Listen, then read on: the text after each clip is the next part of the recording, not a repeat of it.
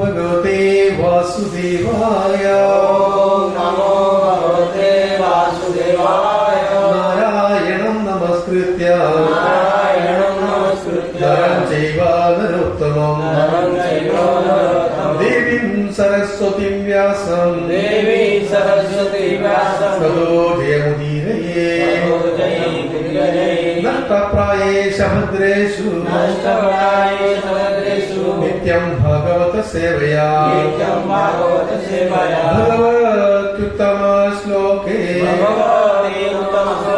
भक्तिर्भवति नष्टिकी। हरे कृष्ण। तो चैतन्य चरितामृतम क्लास में सबका स्वागत है। चैतन्य चरितामृतम कल प्रभु बता रहे थे, तो अति गुह्य ज्ञान है इसमें। ज्ञान, गुह्य ज्ञान और अति knowledge, confidential knowledge, most confidential knowledge. तो ये मैं तो इतना क्वालिफाइड नहीं है पढ़ने के लिए, लेकिन हमारा इसमें का आज्ञा है तो कर रहा हूँ हमारी तरफ से, जो भी मैं ट्राई कर रहा हूँ। हिंदी चरितामृत तो मैं पढ़ा भी नहीं है पहले, और चैतन्य चरितामृत के बारे में वो 3 भाग में किया हुआ, आद्य लीला, मध्य लीला, अंत्य लीला। चैतन्य महाप्रभु का लीला ये दुनिया में उनका 48 ईयर्स तक हुए हुए, और 24th ईयर में यानी 24 साल में उन्होंने संन्यास लिया था। तो वो संन्यास लेने के बाद में जो मध्य लीला शुरू हो जाता है। तो हमने पहले डिसाइड किया था कि आदि लीला, मध्य लीला, अंत्य लीला से करेंगे 3-3 दिन करके।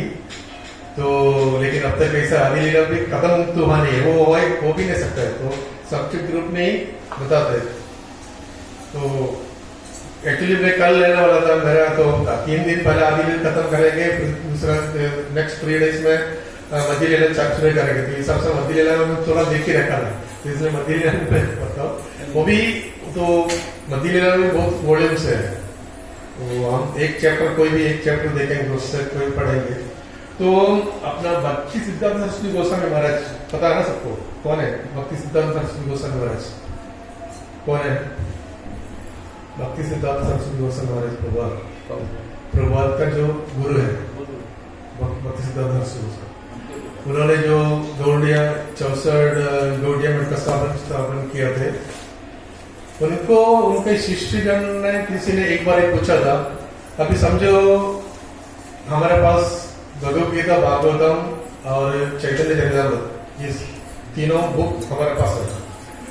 ऐसा होते हैं बाढ़ आ जाता है, पानी में डूब जाते हैं या तो मरने का ऐसा अवस्था में आ जाता है, तो क्या करना चाहिए? कौन सा बुक छोड़ना चाहिए, कौन सा बुक रखना चाहिए? उनको पूछा था कुछ, तो उन्होंने बोला कि पहले कुछ नहीं छोड़ने का, अगर नहीं होते तो पहले भगवद गीता आप छोड़ सकते हैं, फेंक सकते हैं, बाकी भागवतम और चैतन्य चरितामृत हाथ में पकड़ो। और आगे जाके और भी तकलीफ हो रहा है तो भागवतम छोड़ सकते हैं, चैतन्य चरितामृत हाथ में रखना है। और भी तकलीफ हो रहा है तो अगर मरने जा रहा है तो चरितामृत साथ में मरना, यानी चैतन्य चरितामृत छोड़ने का नहीं, पकड़ की मर जाओ। ये उन्होंने शिक्षा पता, इतना मतलब ये कलयुग में इतना उनका प्रभाव है। और ये चरितामृत में भी जो इन्होंने इनका कविराज कृष्णदास उन्होंने ये लिखे थे चैतन्य चरितामृत, तो उसका पहले चैतन्य भागवत में लिखा हुआ है, तो उसके साथ में मिला है, मतलब उनको वो चैतन्य भागवत को टच नहीं किया और ये चैतन्य चरितामृत लिखा। उसके बारे में भी आचार्य लोग ने लिखते कि कभी जो वैष्णवों को कभी दूसरे के साथ में कॉम्पिटिशन नहीं करना चाहिए, अपना अपना जो भी है इसमें रहना है। और किसी को ये उनका मतलब जैसा भौतिक दुनिया में होता है ना, कंपटीशन होता है कि उससे अच्छा मतलब वो मेरे से अच्छा वो करता है, मेरा से वो वैसा कंपैरिजन नहीं करना चाहिए। वो हिसाब से उन्होंने चरितामृत मतलब ये भागवतों को टच नहीं करेगी, उसमें जो वर्णन नहीं किया हुआ दूसरा लीलाओं का वर्णन किया चरित्र चक्र। और जो हम अभी पढ़ेंगे मध्य लीला में मैंने चैप्टर 3 पढ़ेंगे अभी, क्योंकि 45 मिनट्स में हमको खत्म भी करना है, जो भी ये भी खत्म हो जाएगा पता नहीं है। और ये 24th ईयर में जो संन्यास लेने के बाद में तो पहला चैप्टर में ये बताता है,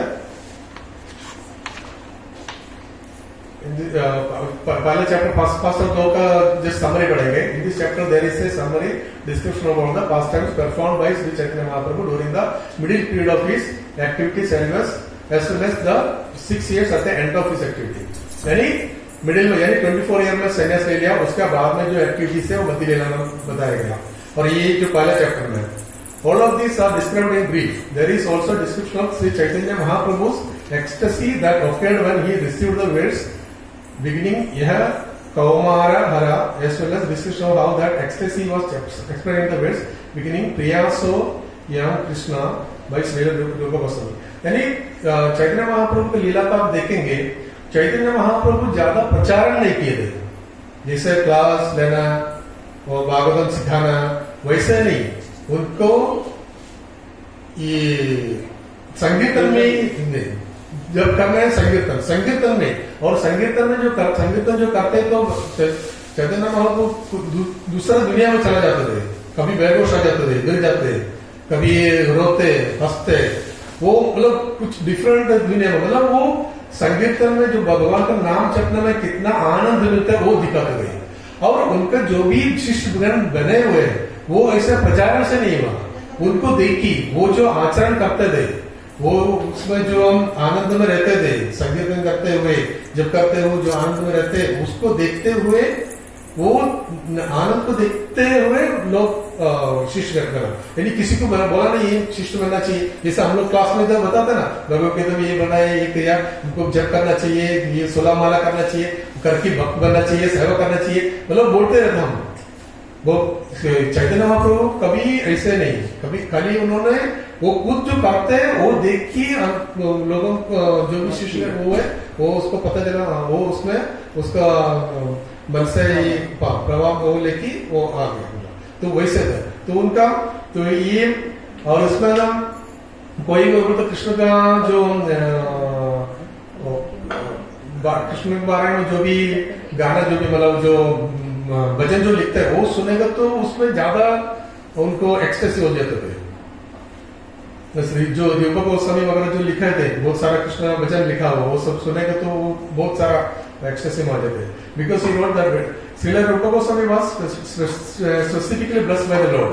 There is also description of the many books written by Srila Rupa Goswami, Srila Sanatana Goswami and Srila Jiva Goswami. There is also description of the meeting between Sri Chaitanya Mahaprabhu, Srila Rupa Goswami and Srila Sanatana Goswami. ये first chapter का ये था। और second में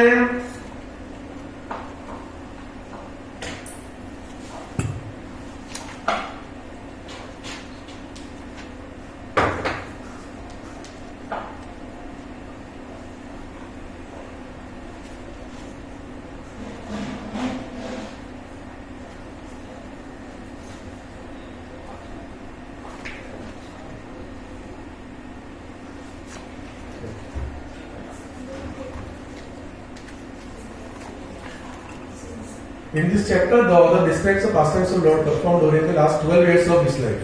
Thus, he has also described some of the pastimes of the Antya Leela. तो ये मध्य लीला का अंदर में सेकंड चैप्टर में अंत्य लीला के बारे में भी कुछ बताएगा। The author expects that reading the pastimes of the Lord will gradually help a person awaken his dormant love of Krishna. क्योंकि जो लिखने मतलब कविराज कृष्णदास कविराज उन्होंने बोलते कि जो चैतन्य महाप्रभु के बारे में जो पढ़ते उनको ये पढ़ने में से क्या होता है, अपना अंदर सोया हुआ जो कृष्ण भक्ति है वो उसका जागृत हो जाएगा। इसीलिए वो बार मतलब इसमें भी अंतिम लीला के बारे में भी बताया हुआ सेकंड चैप्टर में भी। Srila Kaviraj Goswami has confirmed that the opinion of Swarupa Damodara is authoritative in the matter of devout service. Over and above, these are notes of Swarupa Damodara, memorized by Raghunath Dasa Goswami, who also helped in the compilation of the Chaitanya Charitamrita. After the disappearance of Swarupa Damodara Goswami, Raghunath Dasa Goswami went to Vrindavana. At that time, the author Srila Kaviraj Goswami met Raghunath Dasa Goswami, by whose mercy he also could memorize all the notes. In this way, the author was able to complete this translation of literature Shri Chaitanya Charitamrita. और इनका ये कुछ 85 साल का उम्र थे कविराज गोस्वामी का जब भी लिखने का टाइम, तो उसको भी पता नहीं ये पूरा खत्म कर सकेगा कि उनका उम्र के हिसाब से, लेकिन उन्होंने पूरा खत्म किया. और हम अभी विस्तार में चैप्टर 3 पढ़ेंगे. चैप्टर 3 में ये लिखता है कि इसका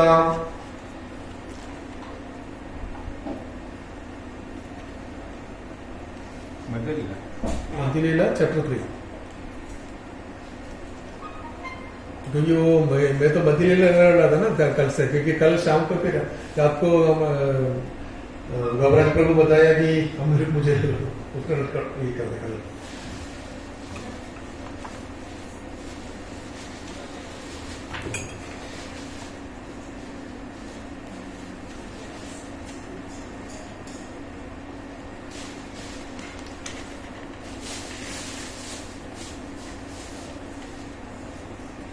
तो इसका लास्ट में क्या लिखता है तीसरा चैप्टर में, if one hears the activities of Lord at the house of Advaita Acharya, he will certainly very soon attain the riches of love of Krishna. तो ये चैप्टर 3 सुनने से हमको भगवान कृष्ण प्रेम अधिक इसमें से मात्रा में मिल जाएंगे, जरूर मिलेंगे, क्योंकि हमारा कविराज कृष्ण गोस्वामी बता रहे हैं. तो Lord Shri Chaitanya Mahaprabhu stay at the house of Advaita Acharya. Advaita Acharya का घर में चैतन्य महाप्रभु रहता था. वो वही टाइम पे लीला बता रहे हैं. इन हिज अमृता पर्वा भाष्य Srila Bhakti Vinod Thapara gives the following summary of the third chapter. After accepting the sannyasa order at Katwa, Sri Chaitanya Mahaprabhu traveled continuously for 3 days in Radha Desha, and by the trick of Nityananda Prabhu eventually came to the western side of Shantipura. तो इन्होंने क्या किया, वो वृंदावन जाना था. चैतन्य महाप्रभु को वृंदावन जाना था, तो उसके लिए उसने निकल पड़ा. तो नित्यानंद प्रभु क्या किया, उनको नहीं भेजना था, वृंदावन में नहीं भेजना था. नित्यानंद प्रभु ने ट्रिक किया, उनको गलत ऑपोजिट रास्ते में बोला कि ये रास्ता से इधर से नहीं, वृंदावन जाने के ऑपोजिट रास्ते से रास्ता बताया. तो उन्होंने eventually came to western side of Shantipura में आ गया. श्री चैतन्य महाप्रभु was induced to believe that the river Ganges was the Yamuna. तो वो जो गंजेस का गंगा नदी के पार उधर लेके आया, लेकिन चैतन्य महाप्रभु को बताया कि ये यमुना नदी है. When he was worshipping the sacred river, Advaita Prabhu arrived in a boat. Advaita Prabhu asked him to take his bath in the Ganges and took him to his house. There, all the Navadvita deities along with Mother Sachi Devi came to see Sri Chaitanya Mahaprabhu. This house was located at Shantipura. Mother Sachi Devi cooked for Sri Chaitanya Mahaprabhu and Nityananda Prabhu, and at that time there were many joking exchanges between Advaita Prabhu and Nityananda Prabhu. तो उनको लेके अद्वैत प्रभु का घर पे लेके आया, फिर उधर रहा. उनका माँ सच्ची माता को भी लेके आया, और उधर जो भी लीलाओं हो रहे थे उसके बारे में बता रहा. और उधर इन्होंने नित्यानंद प्रभु और अद्वैत चैतन्य महाप्रभु अद्वैत प्रभु के साथ में बहुत मजाक करते हैं, बात कर जब प्रसाद खाने का टाइम है, ये सब हम पढ़ेंगे अभी विस्तार से. और श्री चैतन्य महाप्रभु granted his mother Advaita Prabhu and Mother Sachi Devi gave Sri Chaitanya Mahaprabhu permission to leave. She requested him to make Jagannatha Puri नीलाचला his headquarters. So सची माता जी ने बताया कि आपको नीलाचल में उनका हेडक्वार्टर्स उधर रहने के लिए बोला. तो Chaitanya Mahaprabhu granted his mother's request and followed by Nityananda Prabhu, Mukunda, Jagadananda and Damodara left Shantipura. Bidding farewell to Mother Sachi Devi, they all proceeded toward Jagannath Puri, following the path of Chakrabhava. तो हम श्लोक नहीं पढ़ेंगे, श्लोक पढ़ के आएंगे तो बहुत टाइम लगेगा। फर्स्ट में after accepting संन्यासा order of life, Lord Chaitanya Mahaprabhu, out of intense love for Krishna, wanted to go to Vrindavana, but apparently by mistake he wanted in Radha Desha. Later he arrived at Shantipura and enjoyed himself there with his devotees. I offer my respectful obeisances to Sri Chaitanya Mahaprabhu. इन्होंने author जो कृष्ण नाम ये कृष्णदास कविराज कृष्णदास कविराज, उन्होंने पहले चैतन्य महाप्रभु का ओबिसेंस बोल रहे कि I offer my respectful obeisances to Shri Chaitanya Mahaprabhu, all glories to Sri Chaitanya Mahaprabhu, all glories to Nityananda, all glories to Advaita Prabhu, and all glories to all the devotees of Lord Chaitanya headed by Srivasa. तो नित्यानंद प्रभु का आपको पता है, नित्यानंद प्रभु चैतन्य महाप्रभु से भी ज्यादा मेर्सीफुल है। क्यों? हमने पढ़ा सब जितना भी अवतार में जो भगवान कृष्ण के जो भी अवतार हुआ उसमें सब जो पापी आदमी को क्या किया था, उसको हत्या किया था ना, उसको मोक्ष दिया मारने से, अस्त्र शस्त्र से मार की उनका मोक्ष दिया। लेकिन कलयुग में जब इधर कौन था, कौन पापी, जगाई माताई जो पापी थे वो नित्यानंद प्रभु को मारे थे। नित्यानंद प्रभु को जाके जब करने के लिए बोला तो उसको मारे थे मदाई ने, तो मारा और खून आ रहे थे, उसको पकड़ के तो लेकिन तो मारने देखा तो जगाई ने उसको रोक दिया। फिर जब भी चैतन्य महाप्रभु को पता चला तो उन्होंने सुदर्शन चक्र को निकाल रहे थे, लेकिन ये इन्होंने नित्यानंद प्रभु ने जाके पकड़ा नहीं, उनको मारना नहीं, क्योंकि उनको क्यों इनका उद्धार करना चाहिए। और उन्होंने ये बोला था कि ये तो ज्यादा नहीं लगा, क्योंकि जगह ने वो पकड़ा था तो उसको लगा नहीं, मतलब उसको ऊपर आरोप नहीं कर रहे थे। और जबकि फिर उन्होंने इतना बड़ा भक्त बन गया, जगह बताया ना भक्त बन गया। और क्यों तो भक्ति बांट रहे थे एकदम फ्री में, एकदम इसमें से इतना मेर्सीफुल था नित्यानंद प्रभु, जो बोलते कि चैतन्य महाप्रभु से भी ज्यादा मेर्सीफुल नित्यानंद प्रभु। तो उनसे भी वो आशीर्वाद ले रहे। उसके बाद eight the end of his 24th year in the month of Magha, Sri Chaitanya Mahaprabhu accepted sannyasa order during the vaccine period of the moon. After accepting sannyasa order, Chaitanya Mahaprabhu, out of intense love for Krishna, started from Vrindavana. However, he mistakenly wandered about in a trance continuously for 3 days in the tract of land known as Radha Desha. हम लोग बताए थी तो 3 दिन तक राधा देश में ही घूम रहे थे। The word Radha Desha comes from the word Rashtra or state. From Rashtra, the corrupted word Radha has come. The part of Bengal on the western side of the Ganges is known as Radha Desha. तो बंगाल का जो गंगा का पश्चिम तरफ को area में वो राधा देश का नाम बोला जाता है। अनदर नेम इज पाउंड्रा देशा और पेंडो देशा। The word Pendo is a corrupted form of the word Poundra. It appears that the capital Rashtra Desha was situated in that part of Bengal. Passing through the tract of land known as Radha Desha, Sri Chaitanya Mahaprabhu recited the following verses in ecstasy. एतांसा आस्त्यस्य परात्मनिष्ठम् अत्यासितं पर्वतामिर पूर्वदामिर महाभूय अहम तरिष्यामि दुरान्तपारं तमो मुकुन्दाग्रि निषेवयव्यम्. As a Brahmana from Avanti Desh said, I shall cross over the insurmountable ocean of Niches by being firmly fixed in the service of the lotus feet of Krishna. This was approved by the previous acharyas who were fixed in firm devotion to the Lord Paramatma, the Supreme Personality of Godhead.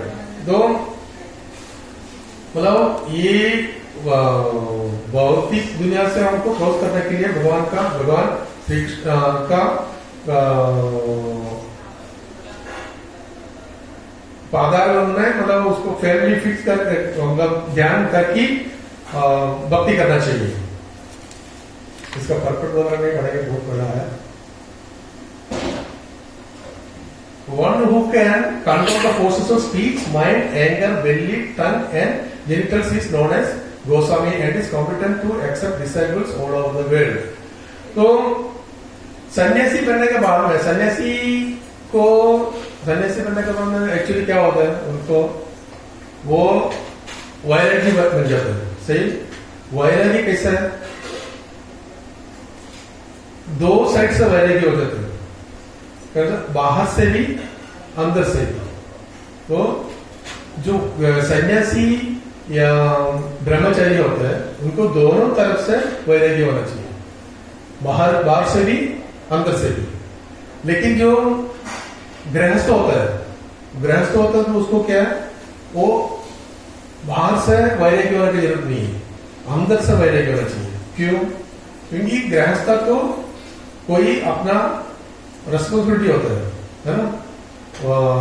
घर में काम करना पड़ेगा, पैसा कमाना पड़ेगा. तो कमा की घर वालों को, घर को बीवी बच्चे माता पिता उनको तो देखभाल करना है, उसके लिए पैसा चाहिए. तो पैसा के लिए तो काम करना पड़ेगा. तो काम करेगा तो वो वैरागी होगा तो हम कमाई नहीं कर सकते और सेविंग नहीं कर सकते. वैरागी होगा तो इसको सेविंग करना पड़ेगा ना, कि आगे के लिए अपना बच्चों के लिए देखना करना है, उसके लिए देखना. तो वो लेकिन अंदर से वैरागी रहना चाहिए, मतलब उसमें आसक्त नहीं रहना चाहिए. बाहर से आसक्त नहीं, लेकिन वैरागी नहीं होना चाहिए, जरूरत नहीं है. अब वैरागी होगा तो ये कर नहीं सकते. तो ये फर्क है गृहस्थ और ब्रह्मचारी एंड सन्यासी. ब्रह्मचारी सन्यासी दोनों एक तरफ से, उसको कोई कमा की कल के लिए कुछ नहीं रखना है. आज जो मिलेंगे उसको वो बनाएगी खा के बैठना है, और कोई का फ्यूचर के लिए कुछ रखना नहीं चाहिए. वो बाहर तरफ से भी अंदर की तरफ से भी वैरागी होना चाहिए. Sri Chaitanya Mahaprabhu approved the purport of these verse on account of the determination of the mendicant devotee to engage in the service of Lord Mukunda. He gave his approval of these verse, indicate that it was very good. The real purpose of accepting sannyasi is to dedicate oneself to the service of Mukunda. By serving Mukunda, one can actually be liberated from the bondage of material existence. तो मतलब जो सन्यासी बनने के बाद में ये पूरा दोनों तरफ से वैरागी होने के बाद में क्या होगा, हमको जो भौतिक दुनिया से जो बंधन रहेगा वो टूट जाएंगे और मतलब आपको वापस भगवान के धाम में जाने के लिए मॉडिफाइड हो जाता है. जब तक आपको इधर से ये वैरागी नहीं बनता है तब तक आपको वापस आना ही पड़ेगा, बराबर, इस दुनिया में आना पड़ेगा. तो जो गृहस्थ रहता है उसको मतलब बोला अंदर से वैरागी रहना चाहिए, बाहर से नहीं रहना चाहिए.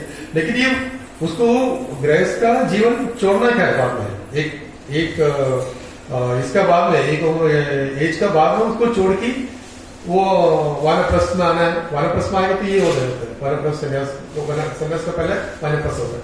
वो ये मतलब वो दोनों तरफ से वैरागी बन जाएगा. तो वो उसको वापस भगवान के धाम में जाने का क्वालिफाइड हो जाएगा. In this connection, Srila Bhaktivinoda Thakur says that Sri Chaitanya Mahaprabhu accepted the sannyasa order and recommended the determination of the Avantipura Bhikshu to engage in service of Mukunda. He accepted Ramana's version due to the determination to serve Mukunda. The sannyasi dress is actually an attraction for material formality. Sri Chaitanya Mahaprabhu did not like such formality, but he wanted the essence of it, service to Mukunda. Such determination in any condition is Paratma Nishtha, that is required. The conclusion is that the sannyasa order depends not on the dress but the determination to serve the Lord. तो मतलब बोला तो संन्यास order में बोलने के बाद पहले आप ड्रेस पहनेगा, सन्यासी का ड्रेस पहनेगा, बाल मुंडन करेंगे, ये सब रखने से नहीं. Actual Mukund service to Mukunda, भगवान को सर्विस जो करता है वो वही तो मेन है.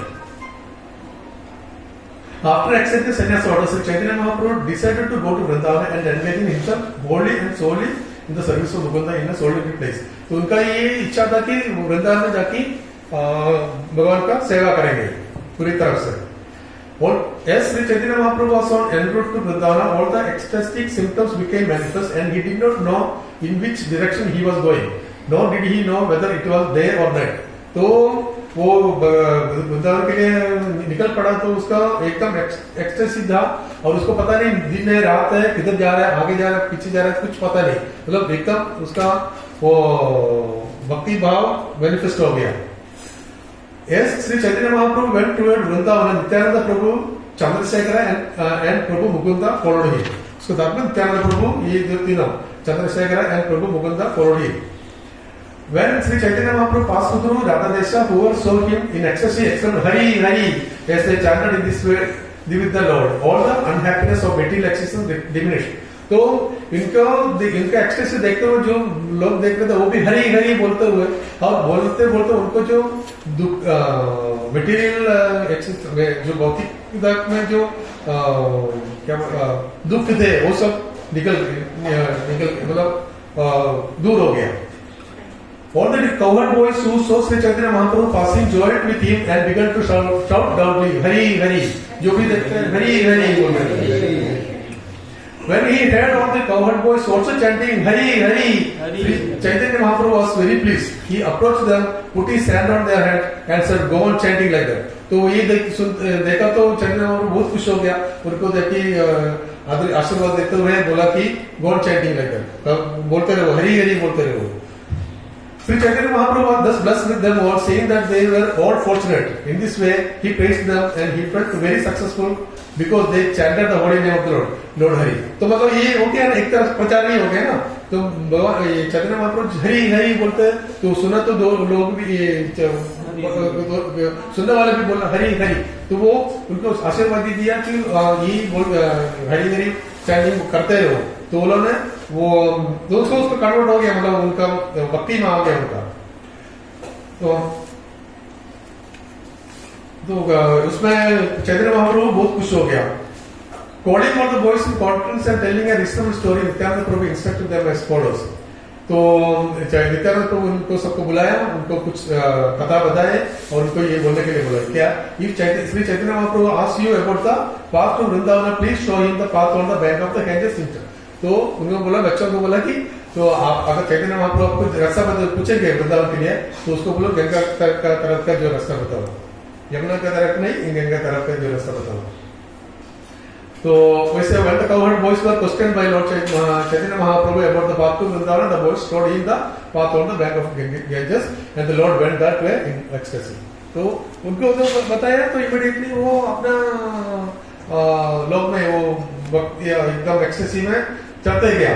As the Lord proceeded along the bank of the Ganges, Sri Nityananda Prabhu asked Acharya Ratna Chandrashekhar Acharya to go immediately to the house of Advaita Acharya. तो नित्यानंद प्रभु का प्लान था ना, तो नित्यानंद प्रभु क्या बोला कि इन्होंने इनको भेज दिया, इनको चंद्रशेखर आचार्य को भेजा अद्वैत आचार्य का घर पर। और through Nityananda Goswami told him I shall take Shri Chaitanya Mahaprabhu to the bank of the Ganges and at Shantipura and Advaita Acharya should carefully stay there on shore with the boat. तो उन्होंने क्या बोला अद्वैत आचार्य को बोलो कि बोट लेके गैंजेस में शांतिपुरा गांव का उधर के गैंजेस के साइड उधर बोट लेके आओ, उनके लिए चंद्रशेखर आचार्य को भेज दिया। और आफ्टर द नित्यानंद और चैतन्य महाप्रभु को कुछ पता नहीं, वो अपना एक्सटेंसी में हरी हरी बोलते हुए चल रहा है, इन लोगों के साथ में चलता है। After the Nityananda Prabhu continued I shall go to Advaita Acharya's house and you should go to Navadvipa and return with the mother Sachi and all the other devotees. तो सच्ची माता को भी लेके आने के लिए बोला। ये इन्होंने नित्यानंद प्रभु अद्वैत आचार्य के घर पे जाएंगे। After sending Acharya Ratna to the house of ये आचार्य रत्ना उनको भेजा उधर। Shri Nityananda Prabhu went before Lord Chaitanya Mahaprabhu and gave notice of his coming. Sri Chaitanya Mahaprabhu was in ecstasy and he asked where Nityananda Prabhu was going. Nityananda replied that he was going with him toward Vrindavan. तो वो बोला, उसको पूछा वो किधर जा रहा है, नित्यानंद प्रभु आगे जा रहा है ना, तो बोला आपका साथ में मैं वृंदावन ही जा रहा हूँ। तो when the Lord asked Nityananda Prabhu how far it was to Vrindavan, Nityananda replied just see here is the river Yamuna। तो उन्होंने दिखाया गंगा को दिखा कि बोला ये यमुना है। तो saying this Nityananda Prabhu took Chaitanya Mahaprabhu near the Ganges and the Lord in his ecstasy accepted the river Ganges as the river Yamuna। तो यमुना समझ के उन्होंने गया। The Lord said, "Oh, what good fortune! Now I have seen the river Yamuna."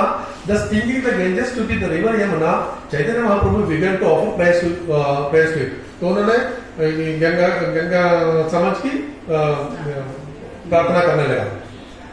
O river Yamuna, you are the blissful spiritual water that gives love to the son of Nanda Maharaja. You are the same as the water of the spiritual world, for you can vanquish all our offenses and the sinful reactions incurred in life. You are the creator of all auspicious things for the world. O daughter of the sun god, kindly purify us by your pious activities. वो प्रार्थना करने लगा, मतलब वो यमुना तपस्वी यमुना के बारे में, मतलब जो यमुना में जो नहाएंगे तो हमारा जो भी पाप सब निकल जाएंगे, ये सब करें. After reciting this mantra, Sri Chaitanya Mahaprabhu offered obeisances and took his bath in the Ganges. At that time, he had on only one piece of underwear, where there was no second garment. So उसने जो जा रहा था वही garment उसको change करने के लिए garment ये नहीं था, underwear नहीं था.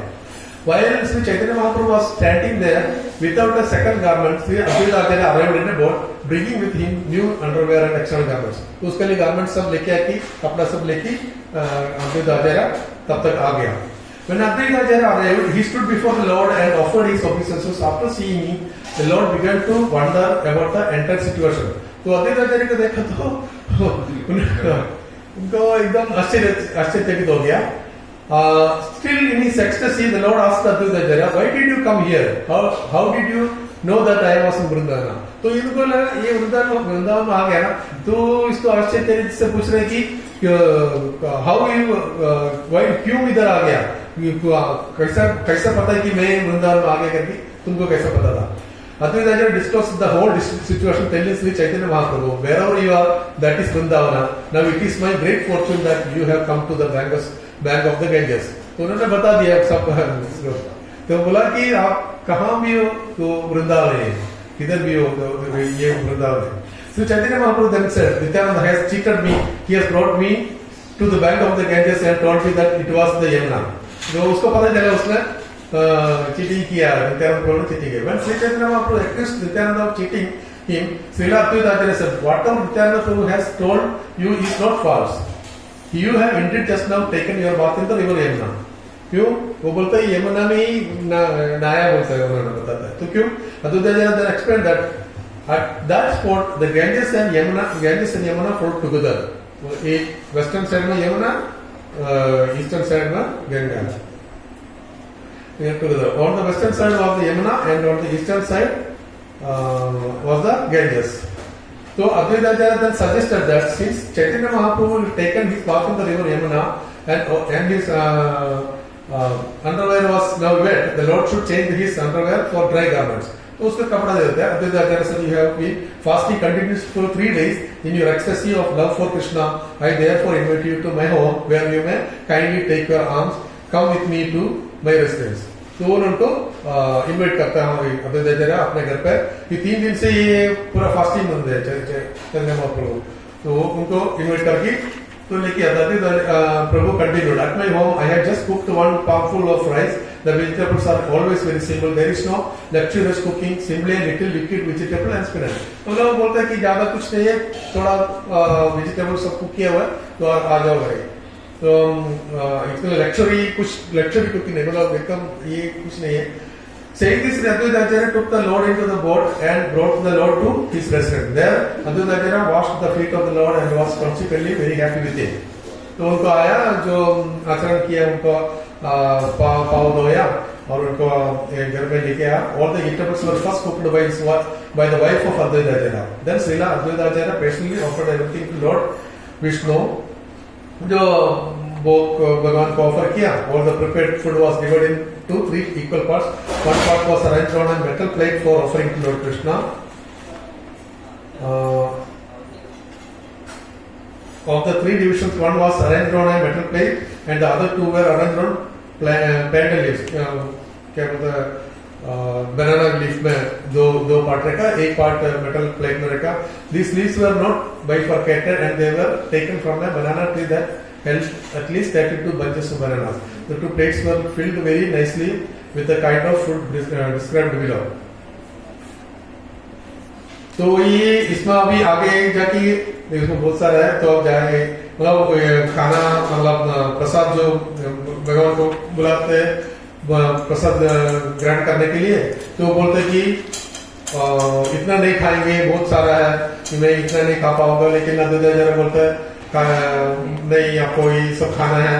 और फिर नित्यानंद प्रभु के साथ में जोकिंग होता है कि बहुत सारा है, अभी जाए जॉब कर रहे हैं, टाइम 5 मिनट बाकी है मेरा। तो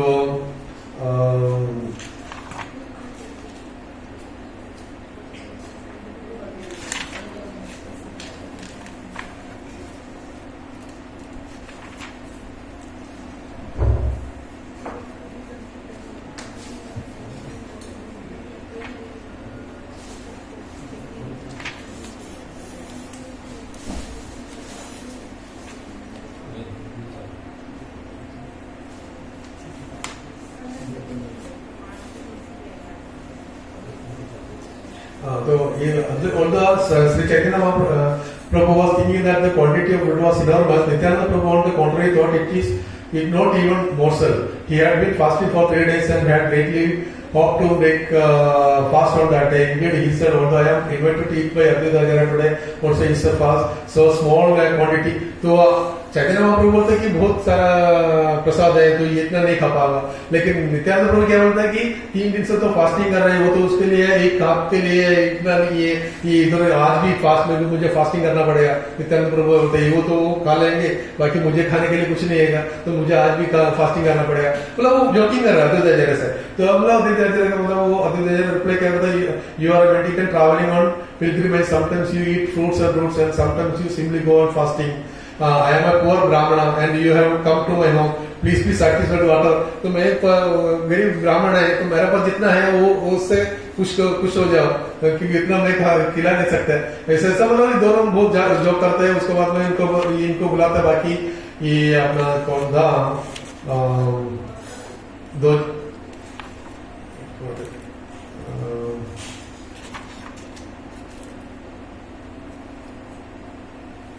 तो अद्वैत आचार्य ये भी बोलता है, आचार्य I shall never again invite another sannyasi, for it is a sannyasi who has spoiled all my brahmanical smriti. हाँ, ये क्या करता है नित्यानंद प्रभु, क्या करता है थोड़ा राइस लेके ऐसा फेंकता है तो इनको ऊपर गिरता है अद्वैत आचार्य का। तो अद्वैत आचार्य बोलते हैं कि जो रेमनेंट्स जो सन्यासी जो चैतन्य महाप्रभु जी का जो उच्चिष्ट जो आपकी गिरता है, तो मेरा पूरा जितना भी पाप है सब निकल जाता है, मैं प्यूरिफाई हो जाता है, तो खुश हो जाता है।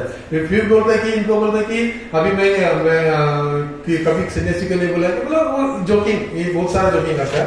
उसके बाद में फिर सच्ची माता आ जाती है उधर। सच्ची माता आने के बाद में फिर कुकिंग का रेस्पॉन्सिबिलिटी सच्ची माता ले लेती है, पूरा वो कुकिंग करता है। फिर वो माँ बेटा क्योंकि सन्यासी बनने के बाद में पहला बार मिलता है सच्ची माता माँ के साथ में। फिर माँ बेटा का थोड़ा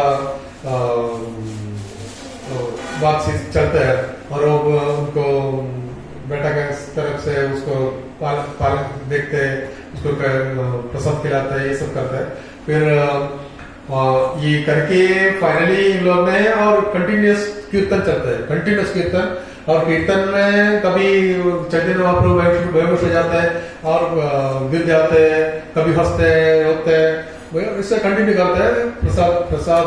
और एक सुनते सुनते चैतन्य महाप्रभु आया करके सुना तो पूरा गांव से लोग आने लगा, पूरा सब लोग आए, गांव से सब आए, सब लोग कीर्तन करने में शामिल हो गया, सबको प्रसाद खिलाया, सब लोग बहुत फीस्ट कंटिन्यूस फीस्ट चलते रहते थे। ये सब हो गया। फिर फाइनली उधर से विदा किया, मतलब वो जा रहे थे। तो तभी सच्ची माता बोलते कि आप इसका क्या हेडक्वार्टर्स नीलाचल में रखो, और वो भगवान एग्री करता है। फिर उधर से निकल जाता है और फाइनल लास्ट में आ जाता है।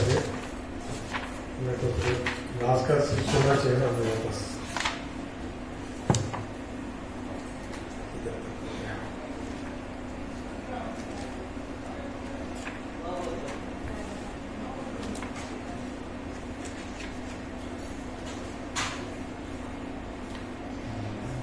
तो उधर से फिर ये बोलते हैं इन बुक्स नोन एज चैतन्य मंगला, चैतन्य मंगला वृंदावन दासा ठाकुर है elaborately described the Lord's passage to Jagannathpuri. तो मतलब इधर से फिर जगन्नाथपुरी जा रहे थे, तो उसका बारे में ये चैतन्य मंगला में पूरा तरफ से एक्सप्लेन किया हुआ है। और उधर से वो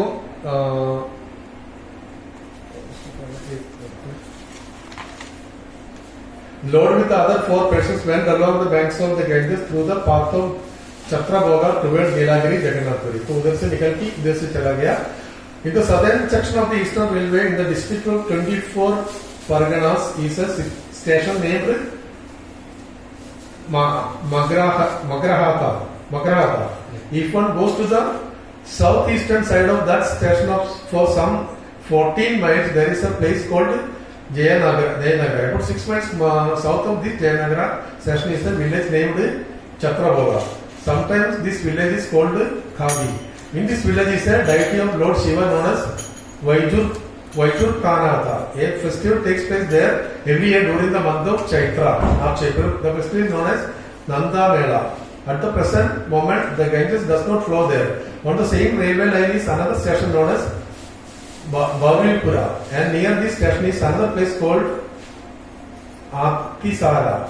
Formerly, this village was also situated on the banks of the Ganges. One can go from this village to Panihati and from there to Varaha Nagara, north of Calcutta. In those days, the Ganges flowed to the south of Calcutta through Kaligata, which is still known as Adiganga. From Bauripura, the Ganges branched out and flowed through Diamond Harbour near the Mathurapura police station. It is to be noted that Sri Chaitanya Mahaprabhu passed through all these places on his way to Jagannath Puri. तो जगन्नाथ पुरी में जाने का में ये पूरा रास्ता से निकल गए थे. So if one hears the activities of Lord at the house of Advaita Acharya, he will certainly very soon attain the riches of love of Krishna. Hare Krishna, Krishna Krishna, Hare Hare, Hare Rama, Hare